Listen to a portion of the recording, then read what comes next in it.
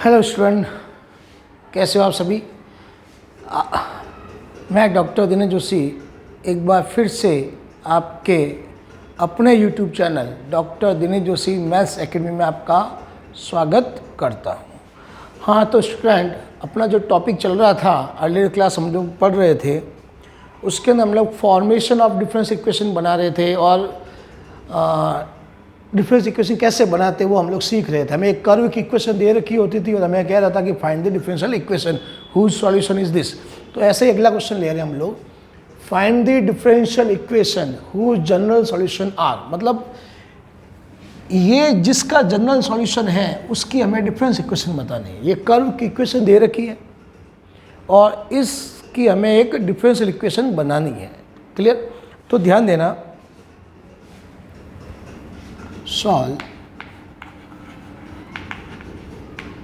हल कर रहे हैं, सो सॉल्व कर रहे हैं। गिवन इक्वेशन ऑफ कर्व क्या है आपकी? गिवन इक्वेशन ऑफ कर्व क्या दे रखा है? y square is equal to 4ax plus A. आप लोग बेटा यहाँ देख सकते हो, आपको जो आपको सॉल्यूशन दिया हुआ है y square is equal to ये, इस सॉल्यूशन के अंदर आपको एक आर्बिट्री कांस्टेंट है। कितना है? आर्बिट्री कांस्टेंट कितना? एक ही है ना, a। b तो इसमें नहीं आ रहा, केवल क्या आ रहा है? a। इसका मतलब जो डिफरेंस इक्वेशन इसका बनेगा वो कितने ऑर्डर का बनेगा? 1 ऑर्डर का, फर्स्ट ऑर्डर का डिफरेंशियल इक्वेशन बनेगा इस कर्व का। क्यों? क्योंकि इसमें एक ही आर्बिट्री कांस्टेंट है, एक ही स्वेच्छ अचर है। क्लियर? ये हम लोग जान चुके हैं, पहले हम लोग क्लास में पढ़ चुके हैं। तो इसका केवल आपको एक बार डिफरेंशियल करना है।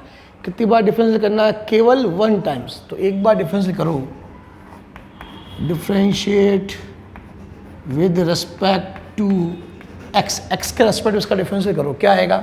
वाई स्क्वायर का 2y, वाई का अगेन आ गया dy बाई dx। क्लियर? इसका 4a कांस्टेंट है, इसका x प्लस a का करेंगे तो कितना आएगा? 1। x प्लस a का डिफरेंस क्या हो गया? 1। यहाँ से कैंसिल आउट हो गया 2 बार, तो ये कितना हो गया? y dy by dx is equal to आ गया बेटा 2a।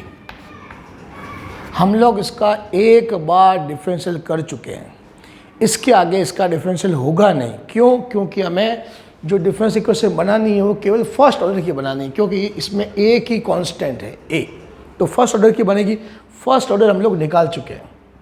अब आपको क्या करना है? इस कांस्टेंट को हटाना है। जब डिफरेंस इक्वेशन बनाएंगे तो उस कांस्टेंट की वैल्यू यहाँ से हटाओ। अब कैसे हटाएंगे? देखो, कांस्टेंट की वैल्यू तो अपन क्या करेंगे बेटा, यहाँ से a की वैल्यू आप लोग यहाँ पे भी रख दो और यहाँ पे भी रख दो। यहाँ से तो एक a की वैल्यू अपन यहाँ ला नहीं सकते, तो आप लोग क्या करो, इक्वेशन 2 से जो a की वैल्यू है वो इस पर फर्स्ट पुट कर दो। तो लिख दो from two put value of a in equation first. मतलब सेकंड से हम लोग जो a की वैल्यू है वो किस पे पुट कर रहे हैं? यानी समीकरण 2 से a का मान समीकरण 1 में रख रहे हैं। ठीक है, तो रखो समीकरण 1 है, इसकी वैल्यू पुट करो। क्या आएगा? यहाँ से a की वैल्यू क्या आ जाएगी बेटा? a की वैल्यू यहाँ से आएगी 1/2 और y इंटू डी वाई वहाँ रख दो, तो y स्क्वायर 4 और a की वैल्यू कितनी आ गई? 1/2 dy बाई ये 1/2 और ये y dy बाई dx। ये हमने a की वैल्यू पुट कर दी। यहाँ पे भी रखो x प्लस और a की जगह वापस वही 1/2 y dy बाई dx हमने वैल्यू पुट कर दी। अब इस इक्वेशन को हमें सॉल्व करके डिफरेंस इक्वेशन की फॉर्म में लिखना है। तो देखो कैसे रखें, ये बेटा ध्यान देना इधर। यहाँ से हम लोग चाहे तो इसको कैंसिल कर सकते हैं, कैंसिल हो गया, तो यहाँ क्या बच गया? और देखो y square 2y dy by dx। Clear? इसका एलसीएम ले लो, क्या आएगा? 2, तो 2x y dy by dx। Clear? ये 2 से 2 वापस कैंसिल हो गया। तो यहाँ क्या आ गया? और देखो यहाँ से y से भी y कैंसिल हो रहा है, ध्यान देना, ये y से भी एक y कैंसिल हो गया, तो इधर क्या बच गया, y dy by D X, clear, और into 2x plus Y D Y by D X. अब इस D Y by D X को अंदर मल्टीप्लाई कर दो, तो y ये कितना आ जाएगा, 2x D Y by D X plus Y D Y by D X का होल स्क्वायर।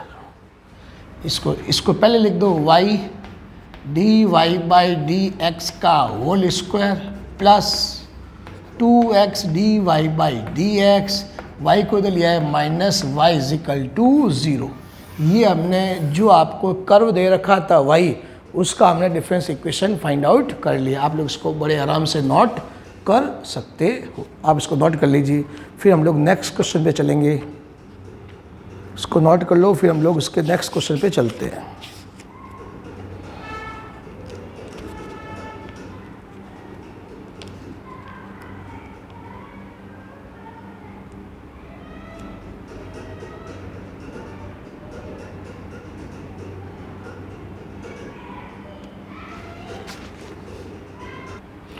हाँ तो स्टूडेंट आपने इसको नोट कर लिया होगा।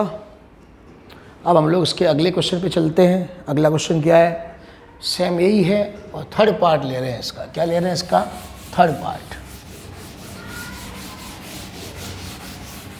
देखो क्या दे रखा है आप लोगों को,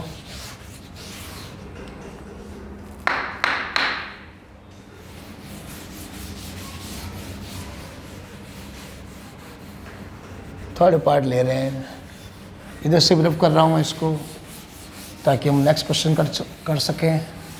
ध्यान देना, इधर क्या क्वेश्चन दे रखा है, find the differential equation whose solution, whose general solution of are. क्या दे रखा है, third part, whose general solution are. क्या दिया हुआ general solution, Y is equal to M X plus C. ये आपको एक जनरल सॉल्यूशन दे रखा है, हमें इसकी भी डिफरेंशियल इक्वेशन फाइंड करनी है कि हमें ये बताना है कि इस कर्व की डिफरेंस इक्वेशन क्या होगी। तो सेम क्वेश्चन है, गिवन इक्वेशन ऑफ कर्व, क्या दे रखा है, y is equal to M X plus C. ये कोई भी स्ट्रेट लाइन से स्ट्रेट लाइन की इक्वेशन है, ये हमने इसको कर्व ही कहा है, गिवन इक्वेशन ऑफ कर्व। ये कर्व इक्वेशन आप लोग देख सकते हो बेटा, इस कर्व की इक्वेशन में आर्बिट्ररी कांस्टेंट कितने हैं। आप लोग देखो इस कर्व की इक्वेशन में आर्बिट्ररी कांस्टेंट कितने हैं, ये आप लोग पहले सोचो, इसमें कितने आर्बिट्ररी कांस्टेंट हैं, कितने हैं, दो। देख सकते हो आप, इसका दो आर्बिट्ररी कांस्टेंट है। कौन कौन से हैं, एक m है और एक c है। कितने स्वच्छ अचर है, दो कांस्टेंट है m और c। जब दो आर्बिट्ररी कांस्टेंट होते हैं तो इसका डिफरेंस इक्वेशन कितने ऑर्डर का बनेगा, सेकंड ऑर्डर का। मतलब आपको दो बार डिफरेंस करना है। अगर एक कांस्टेंट होता तो एक बार डिफरेंस करना है, दो कांस्टेंट है तो दो बार करना है, तो दो बार डिफरेंस कर दो। Differentiate with respect to x, तो क्या आ जाएगा, d Y by D x. M x का 1 हो गया बेटा, c का क्या हो गया 0, d Y by D x. अभी तो इसका एक बार डिफरेंशियल हुआ है, ये आपका जो है सेकेंड ऑर्डर का डिफरेंस इक्वेशन बनाना है, क्योंकि इसमें दो कांस्टेंट हो। तो एक बार और डिफरेंशियल कर दो, अगेन डिफरेंशिएट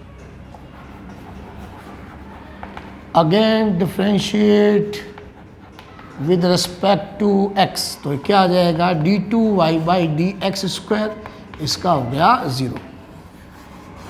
आप लोग देख सकते हो इसके अंदर जो आर्बिट्री कांस्टेंट थे वो अपना बढ़ गए।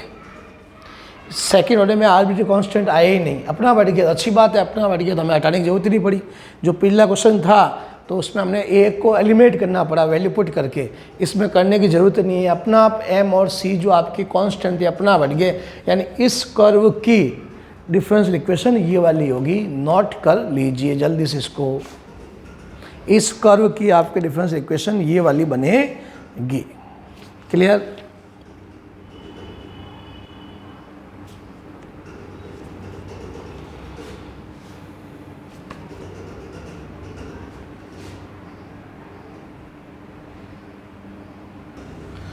हाँ तो स्टूडेंट अभी हमने सेकंड क्वेश्चन कंप्लीट कर लिया था। जो अपनी बुक चल रही है मैंने आपको बता दिया था, JPH की बुक हम लोग सॉल्व कर रहे हैं। JPH बुक हमें काम में लेनी है, उसकी एक्सरसाइज नंबर हम लोग फर्स्ट ए कर रहे हैं। क्या सी कर रहे हैं?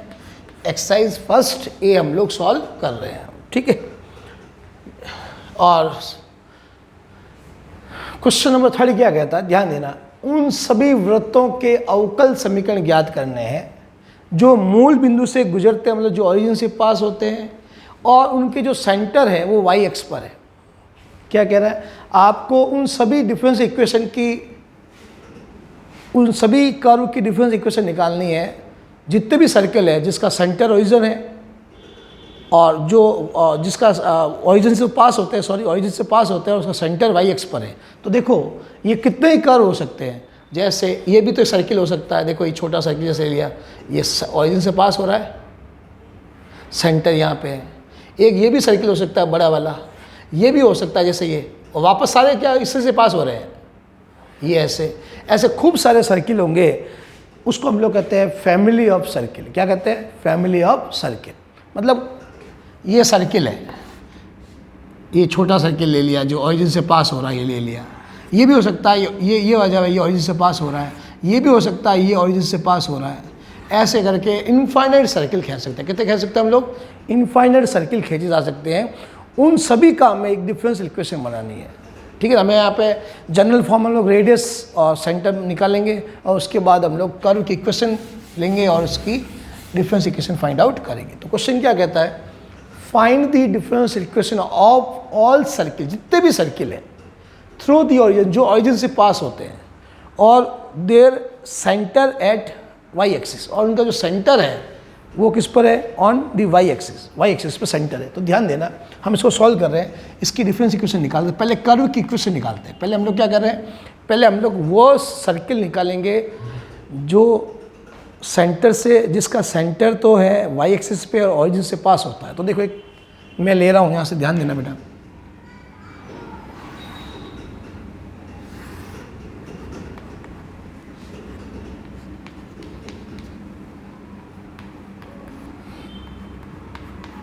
ये मैंने एक सर्किल ले लिया,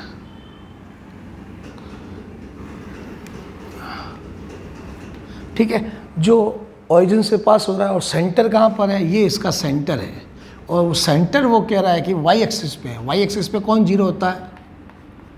वाई एक्सिस पे एक्स कोऑर्डिनेट जीरो होता है। वाई एक्सिस पे कौन सा कोऑर्डिनेट जीरो होता है? X coordinate. तो इसको मैंने एच कॉमा नहीं के मान के क्या मान लिया? जीरो कॉमा, क्योंकि एक्स तो जीरो होगा। अब आप लोग मुझे बता सकते हो इसकी जो रेडियस है, रेडियस आर, वो किसके इक्वल होगी? ये रेडियस होता है बेटा, ये डिस्टेंस कितनी होती है? देखो ये रेडियस है इसकी, ये रेडियस है? तो ये डिस्टेंस कितनी होगी इसकी? के, यानी आर इजिकल टू क्या है इसकी? के। और सेंटर हमें क्या मिल गया? जीरो कॉमा के। तो आप लोग जानते हो सेंट्रॉइड फॉर्म में सर्किल इक्वेशन क्या होता है? तो लिख दो we know that equation of circle, we know that equation of circle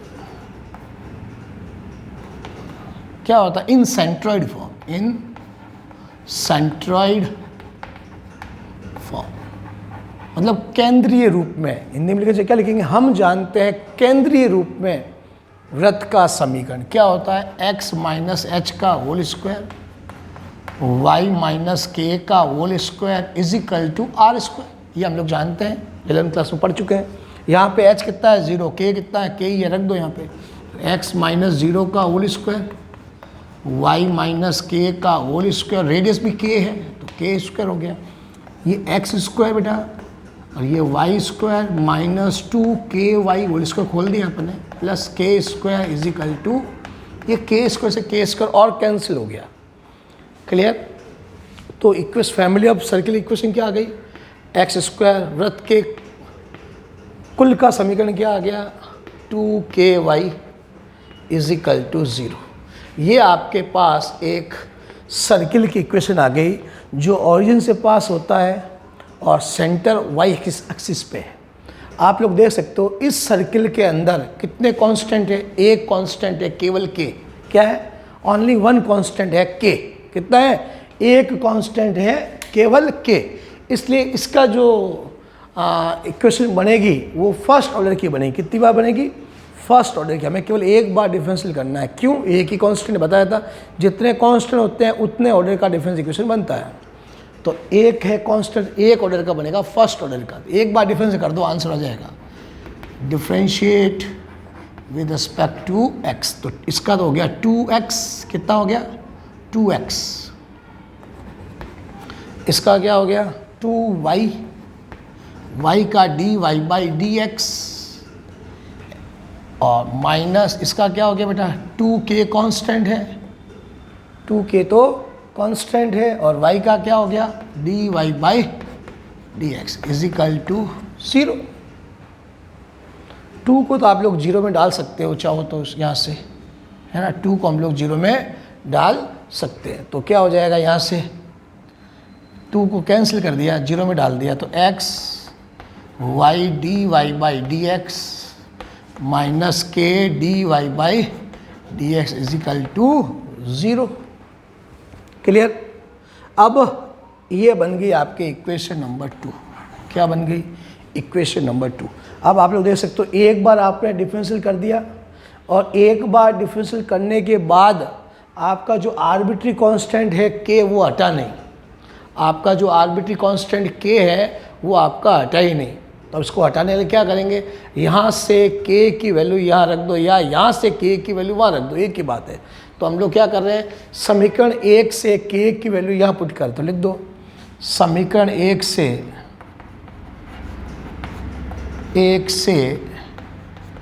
k का मान समीकरण 2 में रखने पर, यानी इक्वेशन फर्स्ट से k की वैल्यू किस में पुट कर रहे हैं? इक्वेशन 2 में हम लोग पुट कर रहे हैं। क्लियर? अब देखो यहाँ से पुट करेंगे तो क्या सिचुएशन बनेगी? देखो यहाँ से k की वैल्यू निकालो, इक्वेशन फर्स्ट से k की वैल्यू क्या मिलेगी? देखो यहाँ से k की value x² + y² equal to 2ky। तो k की वैल्यू कितनी होगी बेटा? x² + y² upon 2y। k की वैल्यू क्या हो गई? x² + y² अपॉन 2y, वो यहाँ रख देता हूँ। x + y dy/dx, k की वैल्यू ये रही, x² + y² upon 2y into dy/dx is equal to 0। अब इस इक्वेशन को आगे और सॉल्व करते हैं। देखो तो क्या आएगा? इन दोनों में हम लोग dy/dx कॉमन ले लेते हैं, है ना। आप चाहो तो वहाँ तक इसको ड्रॉप कर सकते हो, वहाँ तक भी छोड़ सकते हैं इसको, कोई दिक्कत वाली बात नहीं है। आगे करना चाहे तो क्या कर सकते हैं? x प्लस इन दोनों में से dy/dx कॉमन ले लिया, तो यहाँ से तो y आया बेटा, और यहाँ से क्या आएगा? Minus x² + y² upon 2y। Clear? Is equal to 0। इसका एलसीएम ले लो, क्या आएगा? 2y।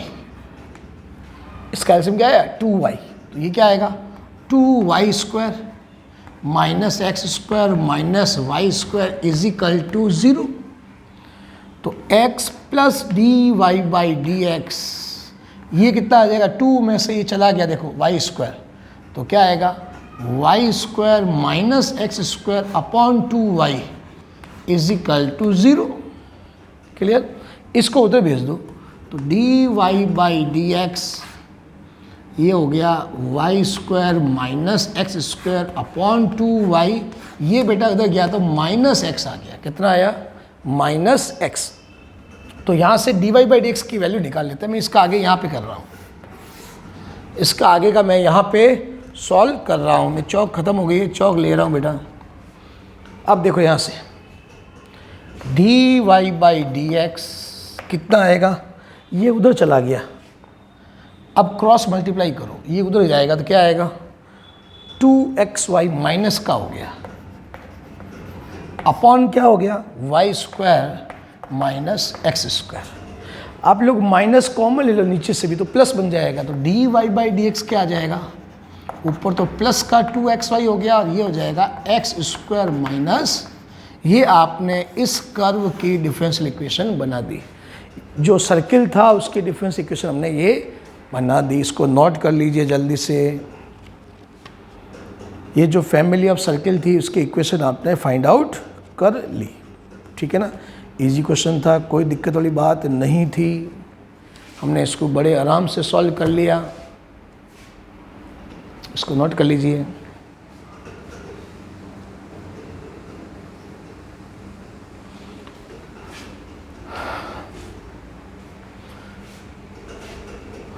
तो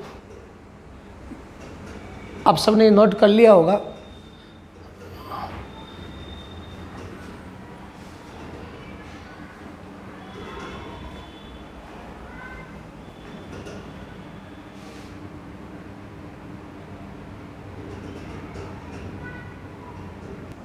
हाँ तो स्टूडेंट ध्यान दीजिए, अब हम लोग ले रहे हैं इसी एक्सरसाइज का क्वेश्चन नंबर 4। क्या कहता है, उन सभी का डिफरेंशियल ज्ञात करना है, उन सभी पैराबोला की अवकलन समीकरण निकालनी है जिसका जो एक्सिस है वो एक्स एक्सिस है। मतलब जितने भी पैराबोला है हमें उन पैराबोला की इक्वेशन निकालनी है जिसका जो एक्सिस है वो एक्स एक्सिस पे है। किस पे? एक्स एक्सिस पे है, वर्टेक्स 0 है। तो ध्यान देना, ये एक्स एक्सिस पैराबोलिक इक्वेशन पहले निकालो। पैराबोलिक इक्वेशन ये होगा ना बेटा, ये और वर्टेक्स एक्स एक्सिस तो ये होगी ना, तो ये सारे पैराबोला ऐसे ही जाएंगे। ये भी हो सकता है पैराबोला, पैराबोला ये भी हो सकता है, पैराबोला ये भी हो सकता है। यानी इसको कहते हैं फैमिली ऑफ पैराबोला, है ना। यानी सारे पैराबोलिक इक्वेशन तो सेम होगी ना। सबकी पैराबोलिक इक्वेशन क्या होगी? वाई स्क्वायर 4ax, सबकी क्या होगी? Y square 4ax। इसकी भी यही होगी, इसकी भी ये होगी, इसकी भी ये होगी, सबकी पैराबोलिक इक्वेशन सेम होगी। तो इक्वेशन ऑफ पैराबोला क्या हो गया? We know that equation of parabola, equation of parabola whose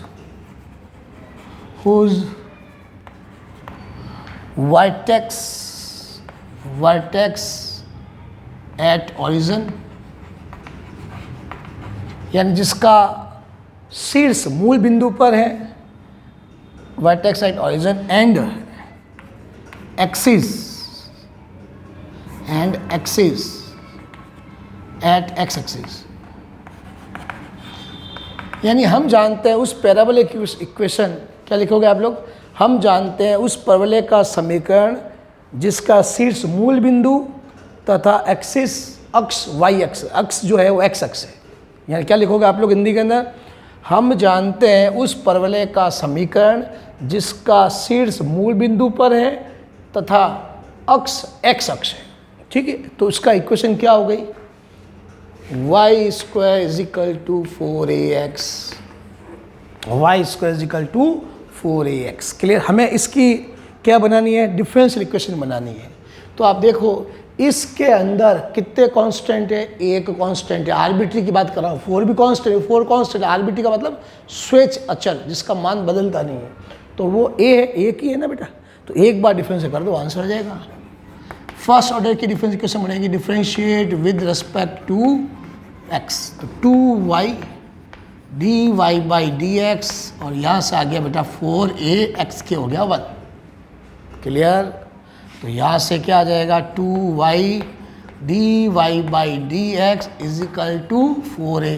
और मैंने बताया था एक बार से ज़्यादा डिफरेंस कर नहीं सकते क्योंकि एक ही कांस्टेंट था, और एक बार कर चुके हैं, उसके बाद भी 4a हटा नहीं है, इसको हटा दो। तो 4a का मान यहाँ से पुट कर दो।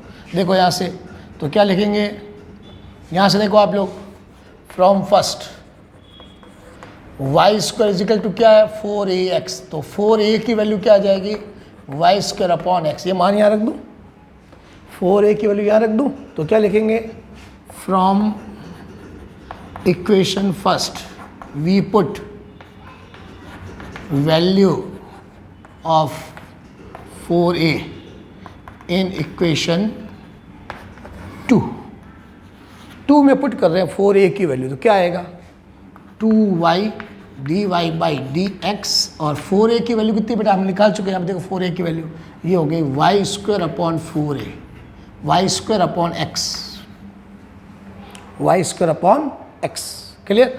तो क्रॉस मल्टीप्लाई कर दो, 2xy D Y by D X is equal to Y square. एक वाई से वाई कैंसिल हो गया, तो यहाँ से क्या आ जाएगा 2xy D Y by D X minus Y, sorry एक वाई तो कट गया ना, तो यहाँ से एक्स ही बचेगा, एक वाई तो कैंसिल हो गया था, 2x minus Y is equal to 0। ये आपका इक्वेशन बन गई इस कर्व की, ये आपकी डिफरेंशियल इक्वेशन होगी। इसको भी आप लोग नोट कर लीजिए। ये आपका क्वेश्चन नंबर 4 कंप्लीट हो गया। कौन सा क्वेश्चन कंप्लीट हो गया? Question number 4।